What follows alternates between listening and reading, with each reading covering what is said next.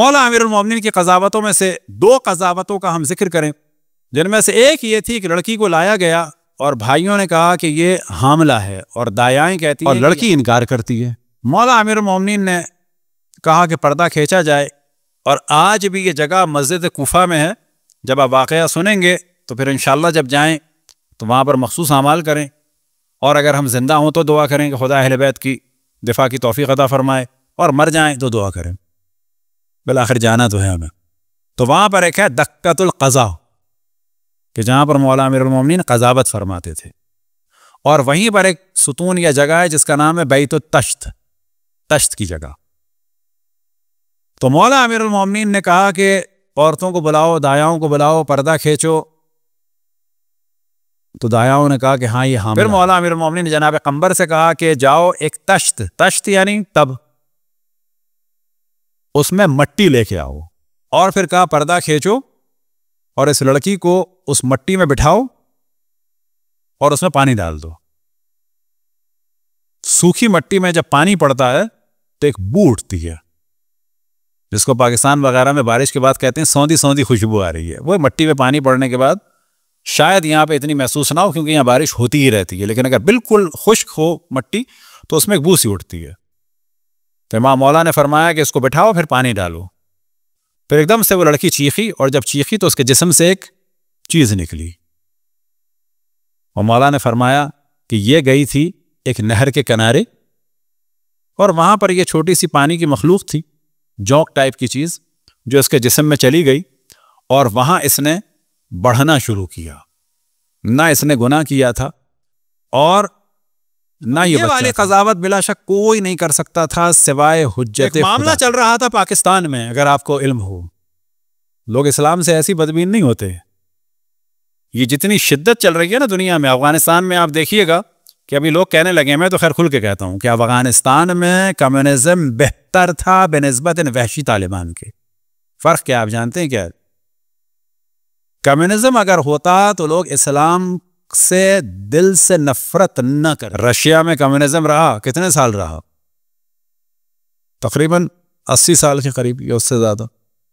लोग इस्लाम से नफरत नहीं करते थे, कल्चर से दूर हुए, दो अलग अलग चीजें, नफरत नहीं करते थे। लेकिन जब ये अहले बैत के दुश्मनों का इस्लाम नाफिज होता है ना, तो इस्लाम से लोग फिर नफरत करते हैं। यही वजह है कि इस वक्त अफगानिस्तान में लोग इस्लाम से नफरत करने लगे।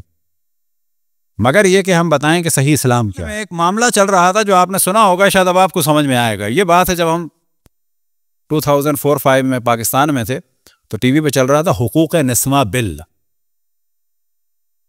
उस हुकूक निस्वा बिल में जो एक अहम तरीन डिस्कशन था, यानी वाकन भयानक है, अस्तगफिरुल्लाह, वाकन अगर ऐसा इस्लाम है वअलल इस्लाम वस्सलाम, हमें नहीं चाहिए। तो मौला अमीरुल मोमिनीन की जो क़ज़ावतें हैं वो खुद एक अहम तरीन मौजू है। तो वहाँ हमने उनमें से एक दो चीज़ों को डिस्कस किया। उनमें से एक जो है मुमकिन है इतना खुल के ना बयान कर सके, लेकिन हमने वहाँ पर किया था, टीवी में भी किया और लोगों के सामने भी किया, और उससे मसाइल कुछ हल हुए। अब मिसाल के तौर पे कहा जाता है कि इस्लाम में जुर्म साबित होगा गवाहों के ज़रिए से या अकरार के ज़रिए से। हमने कहा ना और भी चीज़ें हैं कि जिसको हमारा कहा जाता है इल्म काजी। अब गेम क्या था हुकूक निस्वा बिल, कि अगर किसी खातून के साथ ज़्यादती हो गई, ये जानना चाहिए। ये हमारे यहाँ जो हमारी तरबियत हुई है ना, ये मशरक़ी मर्दों की, उनकी तरबियत हुई है वडेरों जैसी, यानी हमेशा जो है वो ख़वातीन के ख़िलाफ़ ही जाना उन्होंने। ये बात सही नहीं है। ना बिल्कुल इधर कि जो यूरोप चल रहा है हाफ है, ना बिल्कुल इधर जहाँ हम जा रहे हैं। सीधी सीधी बात है, सबके राइट्स हैं, मगर अफसोस है मर्दों के राइट्स की कोई एसोसिएशन, ये मजाक में कहते हैं लेकिन ज़रूरत भी नहीं है शायद। इसमें शक नहीं है कि सारी दुनिया में ख़वातीन के साथ ज़्यादती है। उसका रिएक्शन यह है कि जो यूरोप में हो रहा है वो भी बैलेंस से आउट है। तो पाकिस्तान में यह कानून बना, तभी इस्लाम है मसलन, कि अगर किसी खातून के साथ ज़्यादती हो जाए, ज़्यादती समझ गए क्या मुराद, यानी उसकी साथ जिस्मानी जुल्म हो एक, और फिर वो प्रेग्नेंट हो जाए। अब जो कोर्ट जाएगी तो दो सूरतें हैं, या तो वो मुजरिम को पकड़ के लाए कि इसने किया था, वरना क्या होगा, इसको सजा होगी। हमने कहा ना ये गलत है बिल्कुल। मसलन कहां से एक लड़की ला सकती है किसी को, से एक लड़की लेके आएगी, ये काजी की जिम्मेदारी है कि वो ये साबित करेगा कि ये ज़िना है कि नहीं है।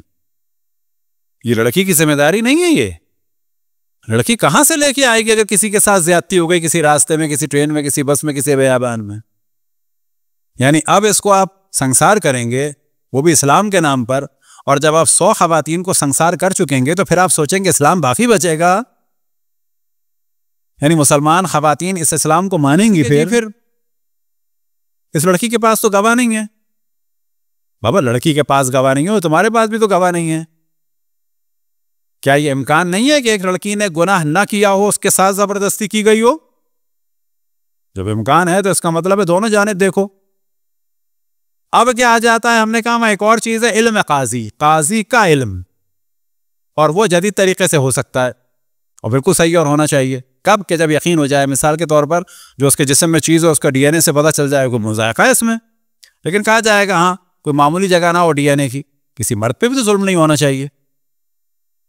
फिर जितने इम्कानात हैं उसको देखना चाहिए। अगर मर्द कहता है 20 दफा डीएनए हो तो 20 दफा होना चाहिए। तो फिर हमने एक वाकया बयान किया कि जो इतना खुल के नहीं बयान कर सकते, लेकिन वहां पता चलता है कि मौला अमीरुल मोमिनीन जिस तरह से यहां मट्टी के जरिए से कजावत फरमाई, ये उस जमाने की एक लेबोरेटरी वाला मामला था। अब अगर वहां पर सोनोग्राफी होती, कोई रेडियोलॉजी होती, कुछ एक्सरेज वगैरह होते थे, हम कहते वो कर लो। अब उस जमाने में वो नहीं था, तो मौला अमीरुल मोमिनीन ने मट्टी के जरिए की, मट्टी में पानी डाल के।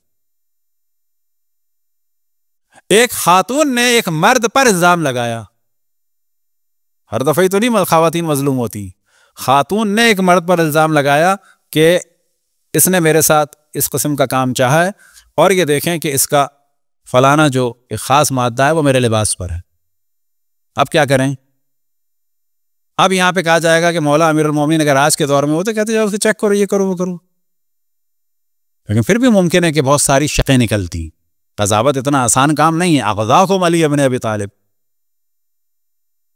इसी वजह से आज भी जो हमारे बड़े बड़े काजी हैं बहुत अल्लाह से पनाह मांगते हैं कि या अल्लाह तो हमें महफूज रख। कज़ावत मुश्किल काम है। मौला अमीरुल मोमिनीन ने क्या कहा? अब आपके ख्याल में क्या होना चाहिए? ना कोई केमिकल, ना कोई चीज। कहा कि इसके कपड़ों को, यानी इस खातून ने जो दावा किया है किसी के खिलाफ, इसके कपड़ों को गर्म पानी में डाल दो। अब क्या है कि मौला अमीरुल मोमिनीन इल्म से साबित भी कर रहे हैं, उनको भी मालूम है क्या गेम चल रहा है।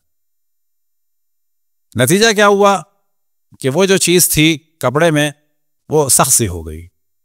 मौला ने फरमाया कि अगर ये किसी का इस किस्म का मादा होता तो ये पानी में डिजोल्व हो जाता, गर्म पानी में। ये असल में इस खातून ने अंडे की सफेदी इस्तेमाल की थी कि जब उसे गर्म पानी में डाला तो वो पक कर सख्त हो गई। सलवात पढ़े पर मोहम्मद वाले मोहम्मद।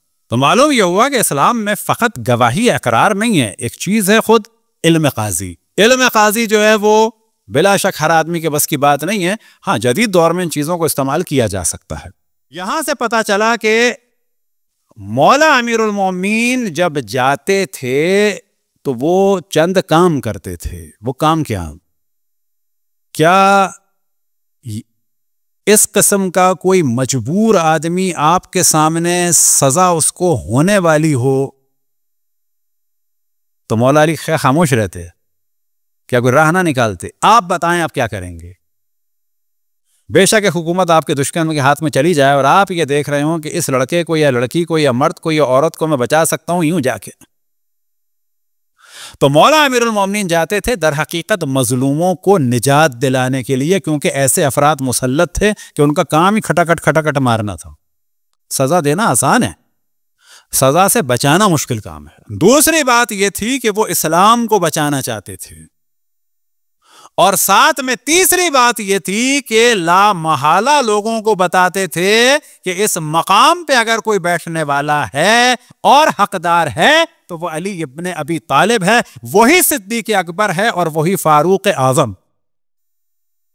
सलवात पढ़े बर मोहम्मद वाले मोहम्मद। तो मौला अमीरुल मोमिनीन की जो कज़ावतें हैं इंशाअल्लाह थोड़ी बयान करेंगे और कोशिश करेंगे ऐसी कि जिनको आज की जदीद दुनिया में भी और साइंसी एतबार से भी और लॉजिकली जो है वो माना जाए और इंसान महसूस करे कि हाँ वाकई ये एक बेहतरीन चीज़ है, और अगर वो इस ज़माने में होते तो इस जदीद टेक्नोलॉजी को यूज़ करते।